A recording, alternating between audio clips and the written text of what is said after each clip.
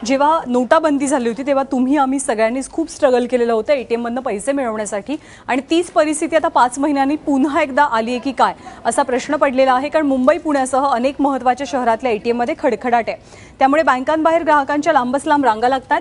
व्यवहार अधिक कॅशलेस व्हावे त्यासाठी आरबीआयने एक फतवा काढला होता, आता त्याचा नव्यानं आग्रह धरलाय। त्यामुळे बँकांना चलन कमी मिळतंय, काही बँकांचा चलन पुरवठा हा निम्म्यावरती आलाय, परिणामी एटीएम मध्ये पैसे नाहीयेत। मुंबई आणि पुण्यात अनेक ठिकाणी एटीएम गेल्या 3-4 दिवसांपासून रिकामे आहेत, त्यामुळे ग्राहकांची पैसे काढण्यासाठी धावाधाव सुरू आहे। जिथे एटीएम मध्ये पैसे आहेत असं कळतंय तिथे पैसे काढण्यासाठी सर्वांची झुंबड उडाली आहे।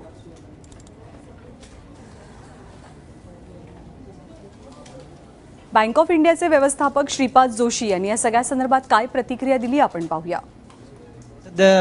रिझर्व्ह बँकेकडून जो सगळ्या बँकांचा करन्सी चेस्टना कॅशचा पुरवठा होतो, म्हणजे ब्रँचमध्ये आणि एटीएम्समध्ये, तर तो सध्या थोडा कमी झालेला काही कारणांमुळे आणि आता या 1-2 दिवसात तो सुरळीत होईल। कारण आज आमच्या इथे कॅश येऊन जाईल, त्यामुळे आपल्या इथले जे एटीएम्स आहेत उस्मानाबादचे तिथे कॅश मिळून जाईल। लोकांना थोडा त्रास होतोय आणि सरकारचं धोरण जे आहे ते सध्या कॅशलेस इकॉनॉमीकडे धोरण असल्यामुळे नोटांचा जो पुरवठा आहे तो थोडा कमी आहे हे मान्य करावं लागेल, पण या 1-2 दिवसात ते सुरळीत होऊन जाईल अशी पक्की खात्री आहे।